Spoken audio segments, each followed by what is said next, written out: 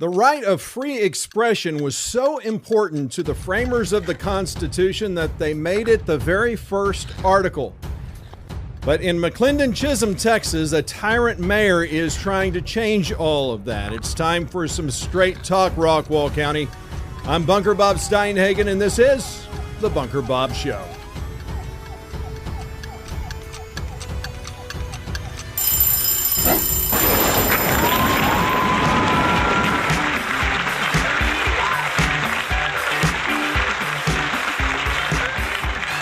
Yes, and welcome back to another edition of the Bunker Bob Show. It is great to be with you today. I'm saddened that the debacle of the last meeting where the mayor of McLendon-Chisholm, Keith Short, a short little man, a short little mayor, basically worked to ensure that my rights were infringed upon by violating Robert's Rules of Order, by violating my rights as a citizen to speak. And so he unlawfully had the sheriff's department remove me.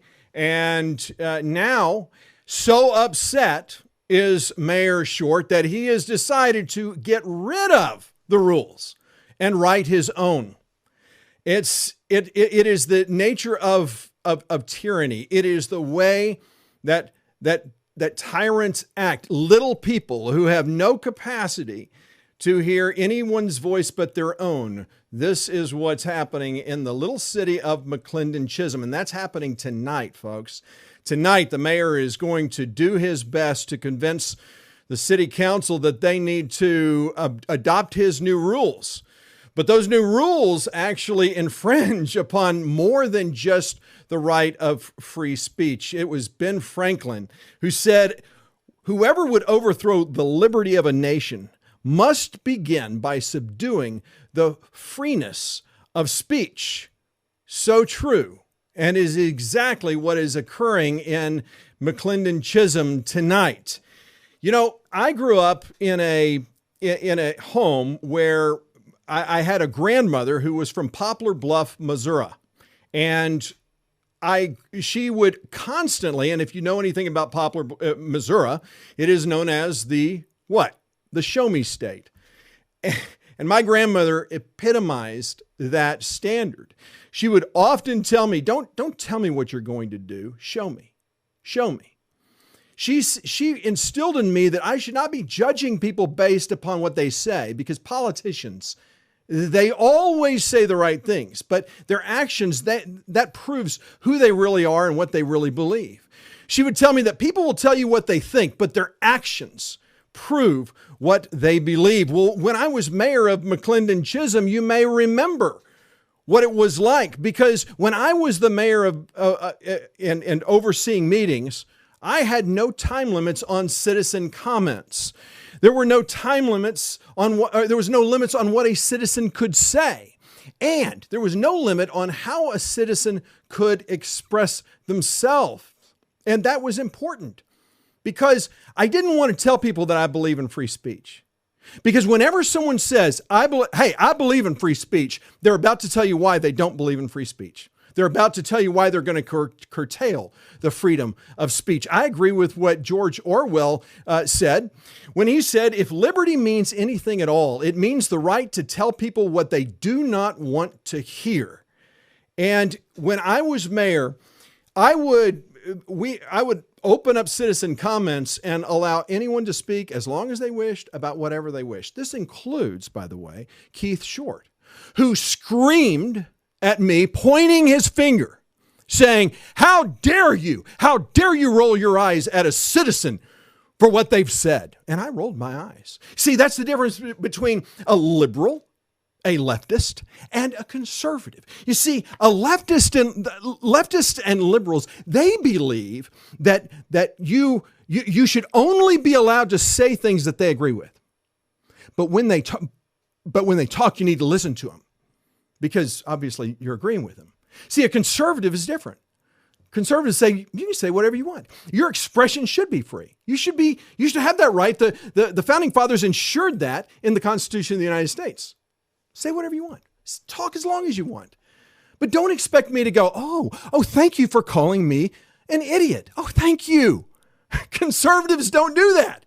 Conservatives go, are you kidding? And the night that the tyrant King Short wagged his finger and said, how dare you roll your eyes at someone. You know what the person said? You know that caused me to roll my eyes? They said that they thought it was ridiculous that the mayor, that I was recommending to citizens that they make sure that they have smoke alarms and that those smoke alarms work. Because this citizen, who by the way happened to be a supporter, both financially and campaign-wise, of Keith Short. He was running for mayor at the time. It was, I think, the second meeting that he had ever attended. But this guy said, smoke detectors don't work. They don't save lives. He actually said that. And Keith Short thought I shouldn't roll my eyes at that. There's the difference, folks. That's the difference between liberals and conservatives. I believe that you should be able to say whatever you want to say, even if it offends me. If liberty means anything at all, it means the right. It means the right to tell people what they do not want to hear. Amen? I think so. That's important. And also when I was mayor, the council was a deliberative body that worked as a collective. That's not true anymore. This council does not deliberate on anything. In fact, 2 meetings ago, they held a consent agenda, and I highlighted that on a show, a consent agenda on things that needed discussion and deliberation. Meetings went, when I was mayor, meetings went till 10, 11, 12. We had a meeting that went to 2 in the morning. Why? Because I thought it was essential that we as a deliberative body work as a collective. I valued each member of the city council and made sure that their voice was heard. Council had power and authority. They could overrule me. They could speak about anything for as long as they wished to speak about, but that's about to be curtailed too, folks. That's about to be curtailed. There was no limits to council's right to place an item on the agenda. That's another thing. I told council members that whatever you want on the agenda will go on the agenda without exception. Just let me know. Just let me know 2 days ahead of the deadline. And we'll put it on. That is something that, because I believe that these are representatives of the people after all. And that's the kind of thing that I believe in. And after all, you see, when I was the mayor, I didn't try and tell you what I thought. I tried to show you through my actions. Never once did I betray or violate anything, any promise, any standard that I held when coming into office. It's what makes me such a poor politician, because I don't lie very well. I tell people what they need to hear, maybe not what they want to hear. So, so when I was first on city council, this is the resolution that enacted Robert's Rules of Order. That was done on June 14th of 2016. That's right. That's the first time that parliamentary procedure had been instituted in the city of McLendon-Chisholm. And the mayor at that time was a guy named Nathan Hodges. You recognize him because he's the illegitimately appointed member of city council right now that's sitting on council. He's back. He resigned from office, as we all know, because he was about to get caught and about to find himself in a very difficult situation lawfully, because he violated Texas Open Meetings Act. So he bailed. So understand, just so that you understand, I'm not going to go through all of Robert's rules at all. Don't worry, but I do. It is important, because it was funny, because I had a constituent come up to me and they said, you know, it was weeks when you implemented Robert's rules. I thought they were Robert Steinhagen's rules of order. He goes, I thought that was the most arrogant thing I'd ever heard. He had never heard of Robert's rules of order. And I laughed at that, because Robert's rules of order was developed by Henry M. Robert. And Robert's rules is actually the most widely used manual of parliamentary procedure in the United States. It governs the meetings of a diverse range of organizations, including church groups, county commissions, homeowners associations, nonprofit organizations, professional societies, school boards, and trade unions. And they have adopted it as their parliamentary authority. And so this is not something, Roberts was in the military. This is what the military ended up adopting Robert's rules. Congress uses it. Every state legislature uses it. Most cities use it. Most counties use it. And understand, it can be cumbersome. In fact, smaller boards and smaller governing bodies sometimes it sometimes doesn't work very well if you try to be slave to it. The idea is to work through the spirit of Robert's rules. When I was mayor, we were not slave to Robert's rules. But if we needed to hold firm, if we needed to do a certain agenda item a certain way, then we held firm to the parliamentary procedure. But in most cases, if you put a good faith effort to ensure that Robert's rules or the parliamentary procedure is adhered to, then you're in good shape. But when challenged, when Robert's rules is challenged, this is where you have to come back to the fundamentals of what this is. And by the way, Robert's rules, I will tell you, there are a lot of people out there who will say, oh, it's so complicated. It's so difficult. Oh, people misuse and abuse it. If the mayor tries tonight to say that I abused Robert's rules last week or the last meeting, think again. The person who was abusing power, a guy who let power go to his head, was Keith Short. That's who is abusing power. I wasn't abusing Robert's Rules of Order. I made a proper inquiry, a parliamentary inquiry. What's interesting about the minutes from last week, what's interesting about them, what they're about to vote on with the minutes for tonight's meeting is they have actually completely ignored what Valerie Bodart said, because what it's saying here is she made comments, expressed her concern regarding the last meeting held March 24th, 2020. Under citizen comments for me, apparently all I had was a point of parliamentary inquiry regarding rules of decorum and rules of procedure. They got none of my comments. They got none of Valerie Bodart's comments. Folks, if you think for 1 second that Mayor Keith Short is above board, is honest, is transparent, is a man of integrity, is a man of honor. He was a United States Marine, by the way. Marines know honor. But it doesn't mean that when they leave the Marines that they hold to that. No. Keith Short clearly is bankrupt of honor.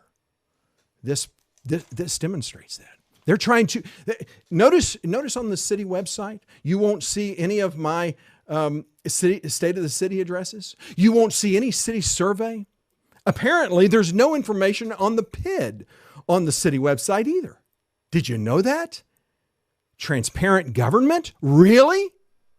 Oh, but it gets better, folks. Hang in there, because you're going to want to see what I have to show you here. Now, understand Robert's rules. The key principles are fairly simple. It keeps the interest of the organization. The interest of the organization comes before individual interests, so that it will ensure that that things don't get clouded. The other thing it does is that it ensures that all members are equal. Robert's Rules of Order is one of those ways of parliamentary procedure that ensures that the voice of the minority is never quashed.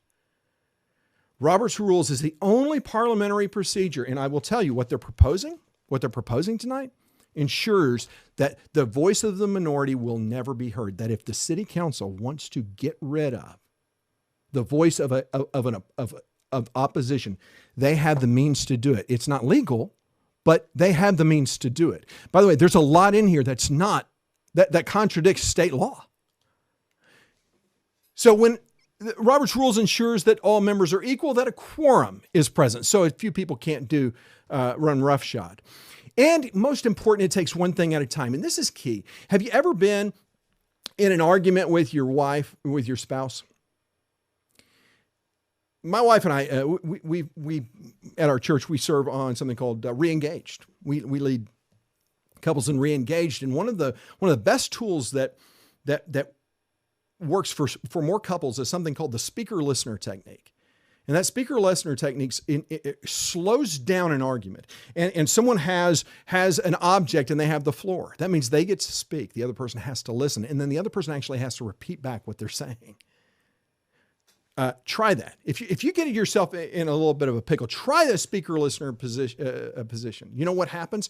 You start listening, you start better understanding, you start respecting what the other is saying. Robert's Rules of Order slows everything down. It takes one thing at a time. It ensures that furtive debate it takes place. That's critical. And more than anything, full debate is allowed and actually embraced. Robert's Rules focuses on issues, not people or personalities.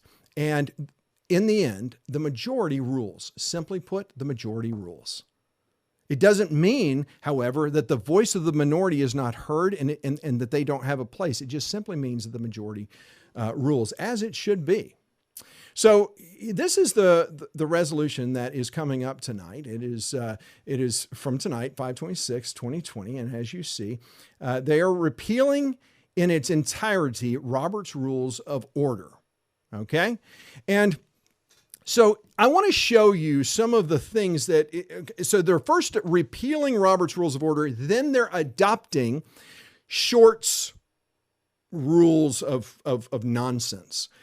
Now, I suspect that some of this came from maybe other cities or some other sources, but I can guarantee one thing because I've got a constitutional attorney online now.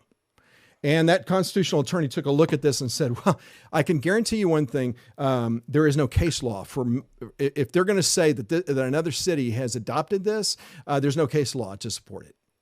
Because he highlighted 4 points that actually are in direct contradiction to state law, to what the state requires. And they're hiding a lot of other points that ensure the right of citizens and those who are outside of the city council in favor of the right of the mayor and for the right of the mayor. So let me just show you a couple of points. I'm not going to show all of the problems to you, but here's a couple. Public comments, when appropriate, must be kept relevant to the subject before the council. So this is when you say, oh, I believe in free speech, but you've got to keep your comments in line with the topics of the council. Really? If I'm going to draw a comparison, for instance, when I was a citizen, before I got on city council, I came before city council and I was trying to draw a correlation between what was happening in Congress at that time and what the city council was doing at that time. And because I talked about Congress, the mayor called it out of order. He said, no, you can't talk about that. That's not dealing with it. I said, I'm trying to draw a comparison. No, you're not. You can't speak about things that are not here. This is what tyranny looks like. This is what the infringement of free speech looks like. And it's dangerous. So the mayor shall rule on the relevance of the comments. Look, persons making irrelevant, personal, impertinent, overly redundant, or slanderous remarks may be barred by the mayor from further comment before the council during the meeting. Are you reading any of this? Are you seeing this for yourself? I'm not making this up. The mayor shall rule on the relevance of comments. There's the old saying about, it's not an old saying. It's something that a Supreme Court justice once said about pornography. He said, I can't define it, but I know it when I see it. And I guess this is how this city council, this mayor is going to now work. I can't tell you what's offensive, but I'll know it if I see it. So his comments, when he got loud, when he started pointing his finger at me and screaming at me, I'd be ashamed if I were sitting in your seat. That's what he did. I guess that would be permissible because, well, he's talking to me. But if someone says that to him, I think he's probably going to call that out of order. What do you think? Just a guess. What is irrelevant, personal, impertinent, overly redundant, or slanderous remarks? What is slander? Slander has to be untrue, by the way, for it to be slander. If I make a comment and if I talk about how Keith Short is a tyrant, that's not slander. That's a fact. I can prove that he is acting tyrannically, that he is overstepping his bounds. But the problem is the mayor gets to make these decisions. He gets to judge what is and what isn't free speech. After all, I guarantee you, folks, he's going to tell you he believes in free speech right before he does this. Audience members who wish to speak during an agenda must first complete a citizen comment request form and submit it to the city secretary. By the way, that's ridiculous. This is a way for Keith, the Fuhrer. That's what I'm going to start calling him, the Fuhrer. That's what he is. He's one little Fuhrer. He gets so infuriated that he's going to get rid of rules and make up his own. And so you've got to fill in a request form first. And the mayor has the right to cut a speaker off if the discussion becomes too personal, too loud, too crude, irrelevant, impertinent, redundant, or slanderous. You know, it's funny. My daughter takes after me, and I take after my mom and my sister. We all have one thing in common. We all have very loud voices. And it's not something that I can project. I was in theater. I could project without a microphone.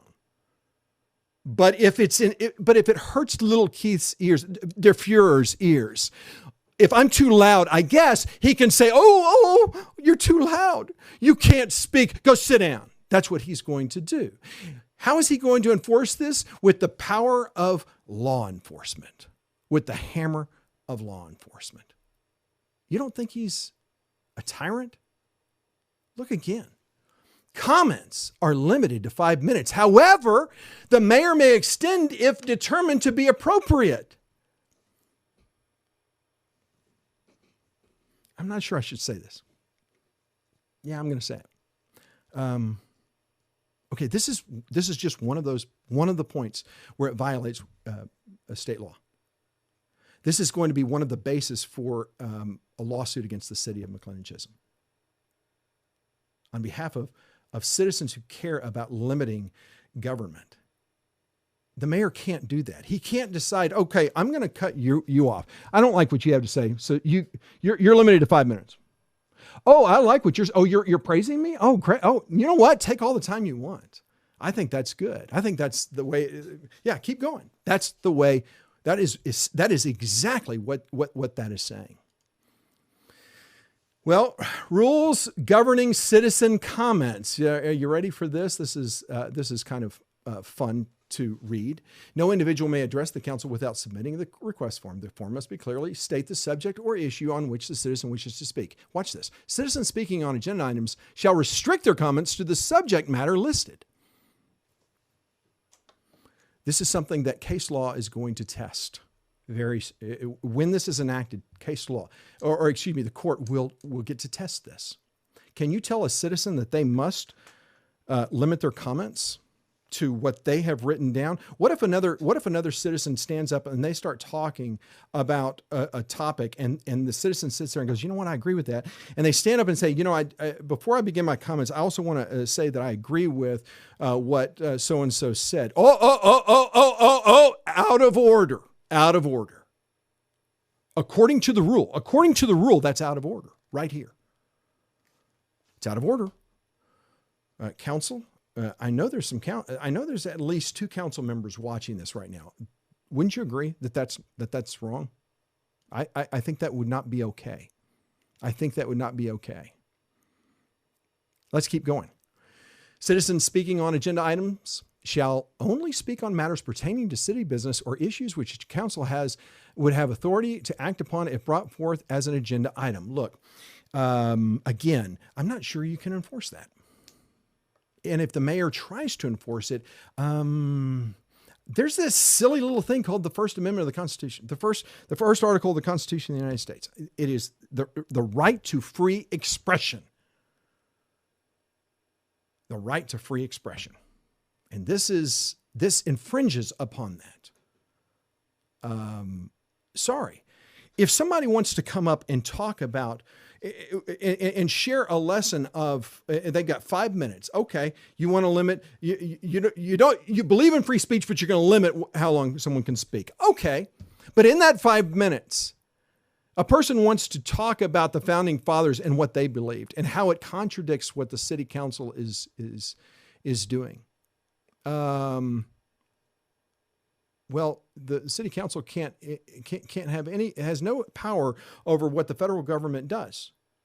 But if you restrict their rights, if you say to that, if you say to a citizen, hey, you really can't, you can't speak about that. How is that not the epitome of infringing upon the civil rights, the fundamental rights of what citizens should be able to do and say? How is that okay? How is that okay? I think these are fair questions. So there you have you. If you're only able to talk about things that the city council can agree upon, I get it. I mean, we don't want to. I'm not about wasting the city council's time, but hey, if a citizen wants to share things that would be beneficial to the city council, why shouldn't they be given that right? After all, they are not just a citizen of McLendon-Chisholm, but of the United States of America. Here's what I love. Proper respect, decorum, and conduct shall prevail at all times. Impertinent, slanderous, or personal attacks. Again, impertinent. What does the word impertinent mean? What does that mean? That is a term ill-defined. I have no idea what they mean by impertinent. Attacks are strictly prohibited, and violators may be removed from council chambers. You know what's funny? It's interesting. The Mayor Valerie Bodart, who, by the way, would be mayor right now, had the Fuhrer short not changed the election date to November instead of May on a consent agenda, by the way. But Valerie Bodart, Mayor Bodart, actually stood up at a city council meeting and said to the mayor, I don't think it's right that you're allowing citizens to go after people like that. They were casting aspersions toward me and Adrian Balkum and other people. And you know what the mayor said? I kid you not. I'm gonna get this clip. Remind me to get pull the clip. But you need to see this clip. What the mayor goes is, I believe, the Fuhrer goes, I believe in the right of citizens to free speech. So if they, I'm not going to infringe upon that. I believe in free speech. I believe in free speech. Literally, he said that. You know why? Because they were talking about his enemy. They were talking about someone that he hates. Everything. Der Fuhrer has a scorched earth policy. Anything that Steinhagen touched, I've got to get rid of. I'm telling you, folks, this is tyranny. You're watching it firsthand. If you don't believe me, you're going to rue the day. If you don't hear what I'm saying, this is important. No place cards, banner or signs may be displayed in the council chamber or city hall.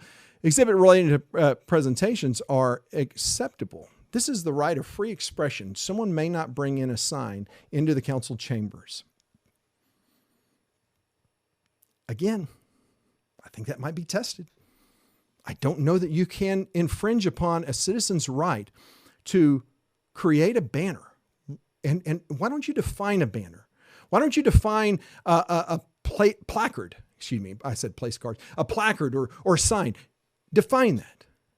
Because there is no definition for these outrageously stupid terms. Mayor, der Fuhrer. Unauthorized remarks from the audience stomping of feet, applauding, whistles, yells, or any type of disruptive behavior is prohibited. Good luck. Good luck. When people hear something that they agree with, here's my prediction. I guarantee this is going to happen. Someone in the audience is going to clap over something that Keith Short agrees with. And you know where he's going to go? He's going, oh, well, you're not really supposed to clap, but I'll let you get away with it this time. But when someone claps, when someone calls Keith Short, little der Fuhrer out, You know what he's going to do? Ho! Ho! He's going to stop the meeting. All right, call the sheriff. Get them out of here. Der Fuhrer does not like when people disagree with him. So you will be removed. Here we go, folks. The mayor shall preserve order and decorum. No. I got to call BS on that. He's not going to preserve order and decorum. He doesn't know what order and decorum looks like. He doesn't know how to define order and decorum. It is whatever the mayor thinks, whatever the mayor says, that is all that matters. And if necessary, shall cause to be silenced or removed from the... How do you cause a person to be silent? That you do that through the power of government. You bring in a police officer, maybe a billy club or something, or maybe they'll make little Chief Simmons, the fire chief who carries a gun, who is dying to get a police department. He wants so bad for the city of McLendon-Chisholm to have cross dressers, which means they play firemen and police. He wants to be a police officer so bad. Maybe he will become the sergeant at arms for the city council meetings, so that then he can take a billy club and hit people over the head if they are disruptive. If the mayor says, "Hey, take care of him," Der Fuhrer wants these things taken care of. A great historian, and his name escapes me. He wrote John Adams.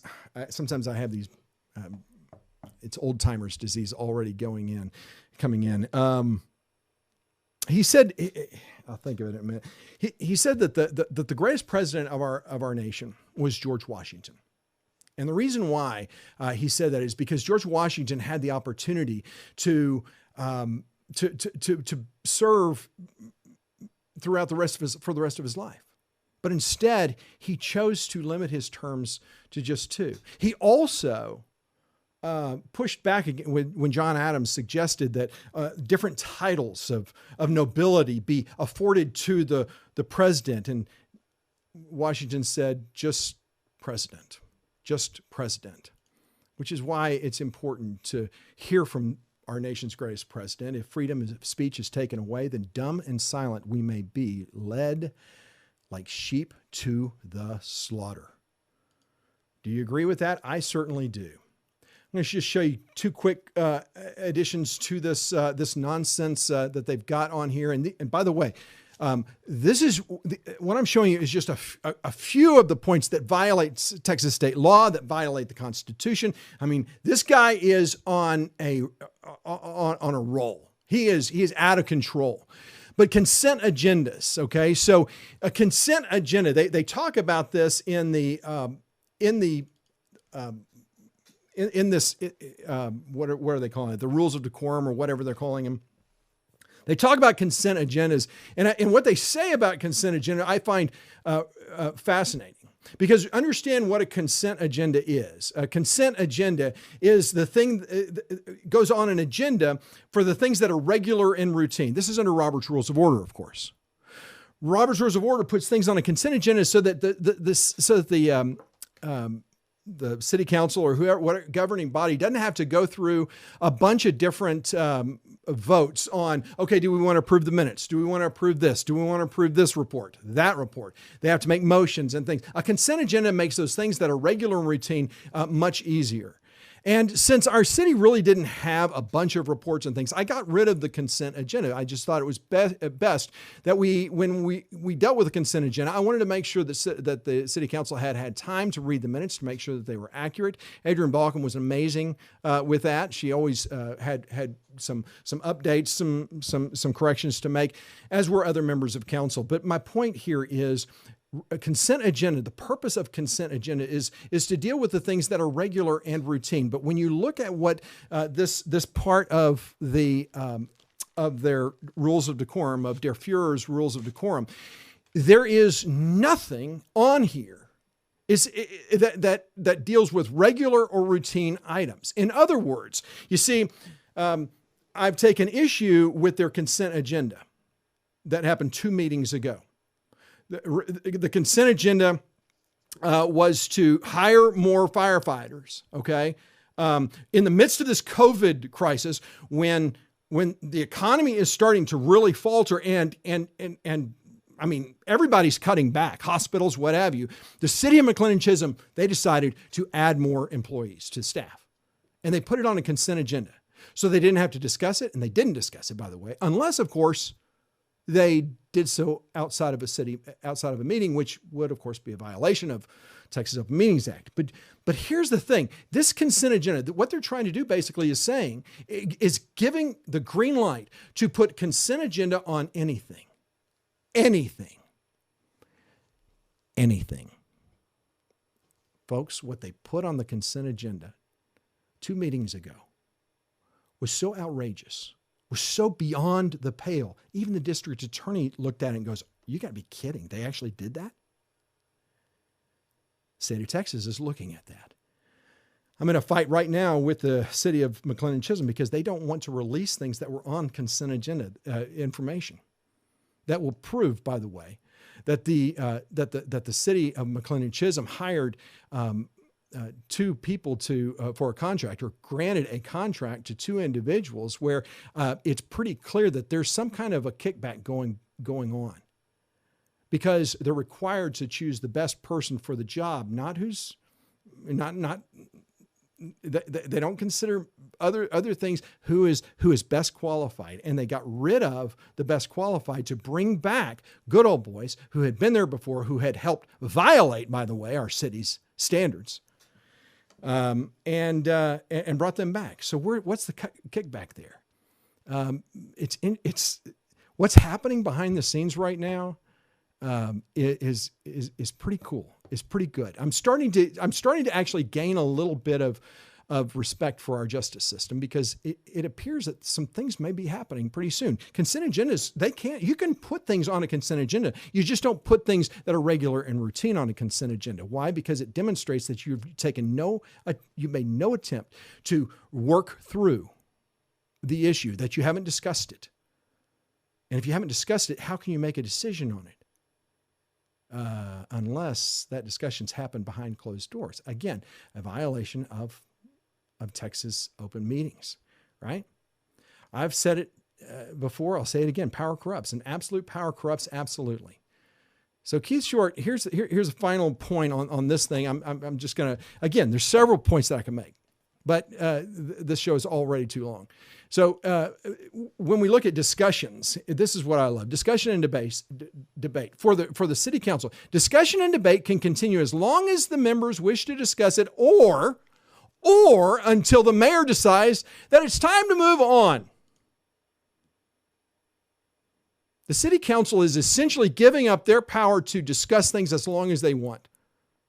If I'm a member of city council, if I'm elected member of city council, if I'm representing the citizens of McLendon-Chisholm, my right to discuss, debate, deliberate on issues that are going to have an economic impact, are going to have an impact regardless on our city, should never be violated. I think I'm going to be very interested to see tonight what happens at city council, because I suspect that if Jim Bloom is not in attendance, he misses so many meetings. If Jim Bloom's not in attendance, well, guess what? Keith Short der Fuhrer is going to get to vote. My suspicion is that if Jim Bloom is not there, we know that Nathan Hodges is a man who is completely bankrupt of integrity. He's going to do whatever the mayor wants, and the empty suit on the city council is of course Slick Willie Dahl. He doesn't say anything. There's not going to be any discussion from those two guys, and if they are, it's going to be lip service. And the only reason they would do it is because they watched this show before the city council meeting, which, by the way, is going to start in about an hour and a half. Yeah, they're starting the meeting early. But if Jim Bloom is gone, I suspect that Lorna Kippett and Trudy Westner may ask some good questions and may challenge a few things. They have a tendency to do that. And I have a sense that Der Fuhrer is going to be mad. Here's the problem that they should, if I'm looking at this, you first get rid of Robert's rules, and then what? Then the next thing on the agenda is Der Fuhrer's way he wants to run meetings. So if you don't adopt the mayor, Der Fuhrer's, if you don't adopt what the Fuhrer wants as his rules of decorum, then what do you have left? You've gone back to having no parliamentary procedure at all. That's the reality of it. If I were a member of city council, I would go, whoa, whoa, whoa. Before we decide to throw this baby out with the bathwater, let's make sure that we have a decent alternative. But of course, Der Fuhrer gets to decide what happens and what part of the agenda they're going to look at. That's why I think it's important that we remember Thomas Jefferson. He says, I prefer dangerous freedom over peaceful slavery. I think that many people have seen this little plaque here on my desk, and it says, necessity is the plea for every infringement of human freedom. It is the argument of tyrants. It is the creed of slaves. That's William Pitt. It's something that I had on the dais with me when I was mayor. When the mayor at a couple of meetings ago where they approved these by the way, I think I did misspeak. I said that they hired 2 individuals on a consent agenda. That was not true. That was incorrect. See, I'm able to correct myself. This is something that Der Fuhrer will never do. That wasn't what they had approved. Sorry about that. When they were deciding to add people to the city staff, Lorna Kippett and Trudy Westner opposed that, and they said, "Wait a minute, we don't think that this is the right time to do it. Let's wait until budget times. Let's make sure we can afford it. Let's understand all the costs. Let's understand the cost-benefit analysis." I mean, they were asking some really great questions. Of course, the mayor got to be the deciding vote because, of course, Nathan Hodges he's not going to stand up to the mayor. He doesn't stand up to anybody. He's not going to and Dahl just does whatever is the lapdog of Der Fuhrer. And so what's going to end up happening is you're going to have Westner and Kippett who are going to be challenging the mayor, and I tell you, if Hodges does anything, he's going to say, "Hey, let's delay this. Let's wait till the next meeting. Let's look at this. Take a closer look at this." That's about the extent of what pushback Hodges would give. If they are spending so much time on nonsense, there's a couple of other things that they got on here. They're redoing the policy and procedure manual. This is one of the things I love. If you get on the agenda and pull the packet down, it's got policy and procedure manual. It's got the old one and the new one. There is nothing on the new one that demonstrates or shows you what's been changed, what's new, what's added, what's taken away. Nothing. So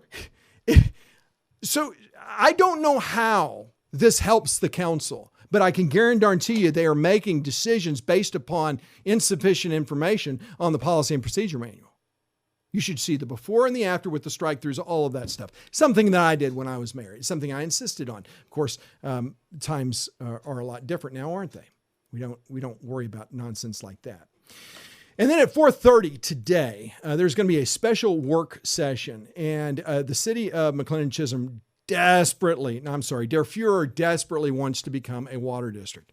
What a water district will do for the city is allow the city to start charging water and being responsible for water. I am not necessarily against it. I just think there's a lot of questions that I have. What I'd like to know is, how are you going to become a water district? RCH currently owns the water system. Are you going to pay them for it? My understanding that RCH, that the going rate for per tap to buy out a water company is $3,000 per tap. Is that true here? My understanding is also that the city of McLendon-Chisholm, unless they buy out RCH altogether, which I think would be a very hard thing to do. By the way, RCH is a nonprofit organization. If RCH were to sell, where would that money go? Because you've got Jack Pullen, Steve Hatfield. These are guys that if nothing's changed, these are guys that are on the board of RCH. Do these board members get to pocket the money? How does that work? Does the city of McLendon-Chisholm have to pay for pipes to be buried and put in from Terrell to the city of McLendon-Chisholm? Does the city have to build a water tower? When I was mayor, we looked at we were looking at numbers and things, and water towers are millions of dollars. So the pipe, putting the pipe in, are millions and millions of dollars. When you're looking at paying per tap, we're talking about somewhere in the $3-4 million to buy out RCH if they're going to do that. Lots and lots of questions. I can't imagine that the city council would have enough information to vote on something as massive as this, because also it would require the city to grow. You'd have to add staff, because now you're doing billing, now you're doing payments and billing, you're doing collections, things like that that the city has never been involved in. When I was mayor, we had had we been a water district when I was mayor, we could have stopped the developers that were trying to develop the 4,000 acres that it was in our city's ETJ. You may remember this. But because we were not a water district, we did not have control. We could not provide water to them. Therefore, we had no ability to control what they were going to put in. They were going to put in a MUD district, a municipal utility district, which means that they are a city unto themselves. So the problem is, why didn't we become a water district back then? The timing made it impossible, because all of these developers put in their application to become water districts ahead of the city. So we looked at that option too. The problem is, currently there exists in the city of McLendon-Chisholm no part of its ETJ that could possibly become a MUD district. You have to have at least 3,000 acres. So, and our ETJ extends, I think, half a mile out from the city. I think that's too much, but let's just say half a mile out from the city. There is not enough land out there. So the questions that I would want to know is, well, what are the benefits? So if the city were to go into the water business, how long would it take for the city to recoup the money that it is going to be investing? Because don't forget, at the same time this is happening, the SAFER grant for the fire department is starting to go away. I talked about that on the last 2 shows, I think. And if you look at the cost, the exponential cost to the city, it's significant, especially since Der Fuhrer refuses to require those who are outside of the city limits, who receive fire protection at zero cost, where more than half of all fire calls go, all emergency calls go, and fire calls. He refuses to require those people to pay anything. So we're going to give $200,000 to a developer so that they can build a strip center, to an unscrupulous developer so he can build a strip center that is going to make him money, and the city nil. The benefit to the city is almost nothing. Why? Because you can only put service businesses in there. We've talked about this on and on and on. Folks, be informed. Be informed. And so tonight they're going to have this special meeting. I am going to try to go, but I can pretty much guarantee I've already seen in here that the mayor is already making plans to violate the right of the media to record. And so I'm working with the district attorney to make sure that he cannot infringe upon my rights. But folks, this is a guy who doesn't play by rules. He plays by his own rules. Der Fuhrer is on the rampage, and he has a scorched earth mentality. This tyrant needs to be stopped. Valerie Bodart, a woman who is a former veteran, United States Air Force, a woman of impeccable integrity, character. She has spoken at city council meetings and many times and challenged what's been going on. This is the person who should be our mayor. And she would be our mayor right now if Der Fuhrer hadn't have played a little game with consent agenda and moved the election from May all the way back to November. So this is he made a comfortable bed for himself. He doesn't have to worry about anything for a while. Folks, the budget is about to move forward. The city is about to go into budget talks and things, and they're going to try to make it look like we got plenty of money. We got oodles of money. I'll be bringing Scott Turnbull on the program to show you how to read between those proverbial lines, because watch out, folks. A tax increase, it is a coming.